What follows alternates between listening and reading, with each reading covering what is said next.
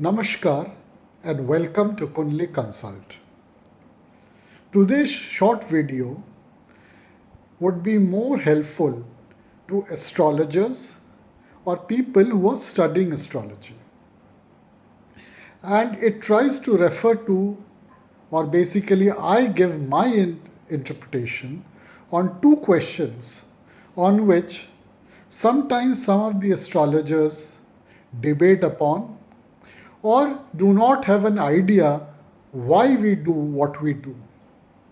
And the two questions is, first, should we follow tropical system of horoscope or should we follow sidereal charts for making the horoscope? That's question number one. Second question is, which ayamsha should we follow in determining the positions of various grahas in our horoscope? Let me try and answer the first part, which is, should we follow tropical or sidereal? Now, 99.99% of Vedic astrologers follow sidereal. And the reason becomes quite clear, even if we have not thought about it, from the point of view of understanding what is tropical system of making chart. The tropical system assumes sun as the reference point. Now, there are various historical reasons for it, and there are some people who have put in the past there are a few literature which tries to argue that out from Vedic point of view also. The scientific reason or the historical reason is pretty simple. Because sun is our nearest star, Earth rotates around the sun, and the seven grahas which are there in physical form, the seven planets which are there in physical form, they rotate around the sun, so sun becomes the reference point. And therefore, you should make a chart with respect to sun. That's one clear-cut logical argument. In some of the classical astrological literature, there is an oblique reference also by some people that they say that in Kalpurush Kundli, Aries is the first lagna. And in that, sun or Surya gets exalted. And therefore, you should start your calculation also from the point of the sign of exaltation of sun, which means sun is the reference point, because sun is very clearly in all classical texts said to be the king of grahas. But then why do most Vedic astrologers and almost all great classics, Vedic classical texts, takes sidereal form of making charts and horoscope as the primary one? The reason is, in sidereal, the reference point are the nakshatras. Now, if you take even logically, nakshatras are nothing but the star systems when we look into the sky. Now, since stars are much farther away from Earth than sun, they appear to be more stationary with reference to passage of years of time. And therefore, they are more fixed in nature over a period of time. And hence, the horoscope which you make will not change over the years. Now, that's a very logical argument of this system of making charts and horoscope. The other is, and which is where, Maharishi Parashar's Brihad Parashar Hora Shastra also comes in. He starts counting the nakshatras not from sun or Surya's exaltation point, but from Ashwini, which is again in Aries itself, but from start of Aries. And therefore, he, in an oblique sense, without mentioning in those many words, is emphasizing the point that all my calculations and what you should do in astrology has the reference point of nakshatras. Now, if you take some of the most used or the dasha system, Vimshotri dasha system, it also takes the nakshatra as a basis. Yogini dasha system takes nakshatra as the basis. In fact, most of the dasha systems prevalent takes nakshatra system. Even Rishi Parashar, in all the dashas that he has described in his Hora Shastra, the one he calls as the best, the Kal Chakra dasha system.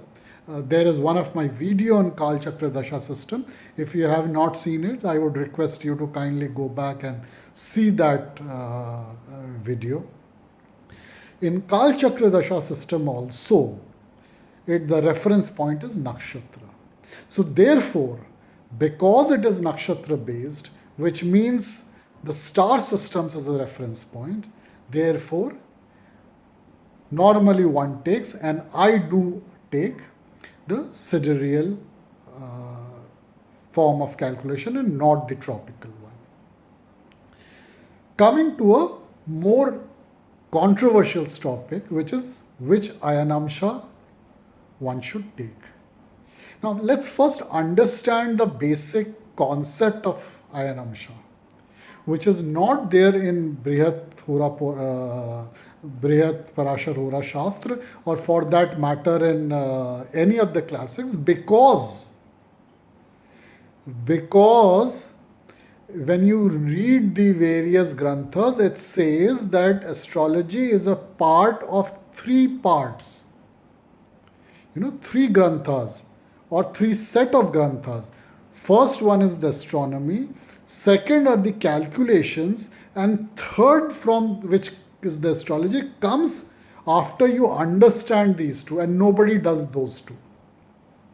Now in the astronomy part and in the calculation part, what ayanamsha basically is recognizing, and this is where I would say that our rishis could see or could calculate what more than probably at least 1,500 years or 4,500 years before, by some references, what rishis saw. In modern world, it is clearly known that not only the earth rotates around this axis, but this axis also flips-flops between two extremes. Similarly, the revolution path of the sun also makes a revolution of a whole 360 degree over centuries and millions of years. So both of them are moving. Now if you take the axis point which wobbles, roughly in 2,800 years, there is one flip-flop. Now to keep this as a constant, so that as time goes you adjust for this movement of the axis and get the calculation with respect to the star system and nakshatras correct, is the adjustment in degrees, which is called ayanamsha. Now why did Parashar Rishi did not mention? Of course, one is assumed that you would have read the previous granthas. The other part is, and which is where the beauty lies, most of the references which have done some kind of work indicate that Parashar's Hora Shastra was written at a time when the axis was at a central point, nearly the central point.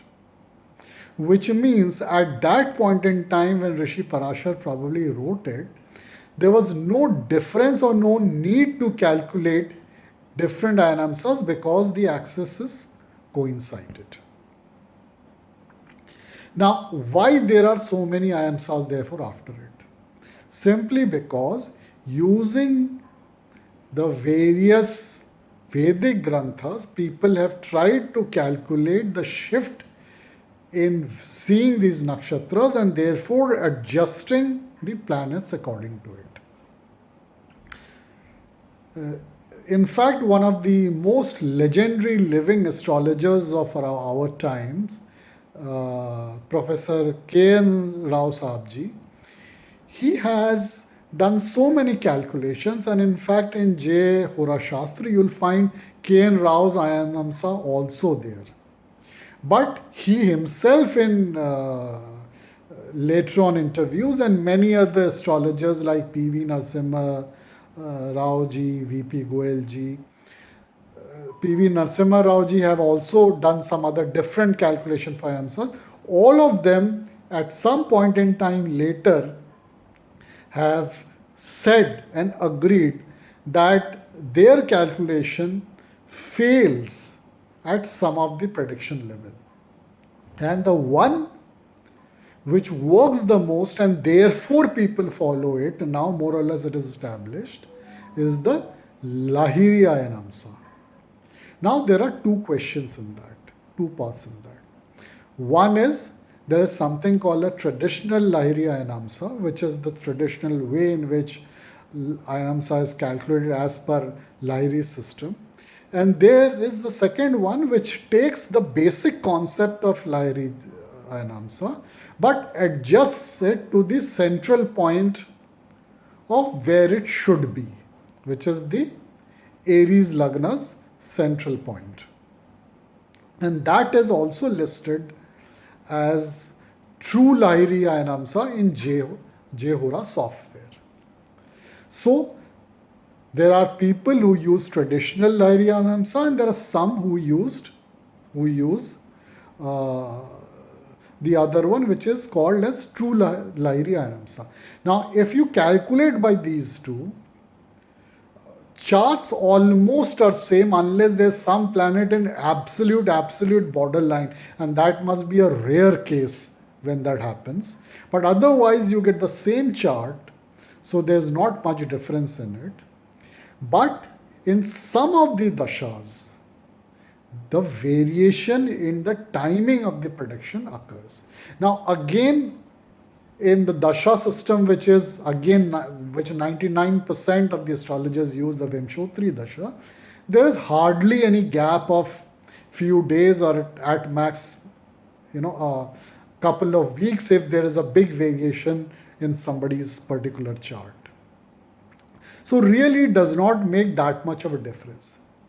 But in some cases, like if you take Kal Chakra Dasha system, it does move the prediction, sometimes in some cases even by 2 to 3 months. But otherwise, nothing more happens.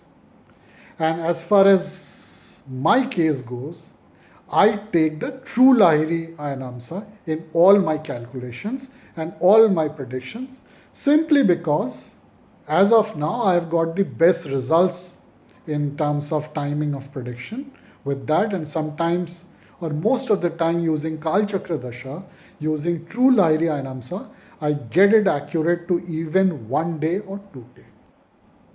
So I hope I have been able to give, as I said, my interpretation and why I use these two particular system of calculations. Do subscribe to my video to continuously get whatever YouTube videos I put, and follow me on Telegram, where I am much more regular in giving updates on various aspects of astrology almost every 2-3 days. Thank you. Namaskar.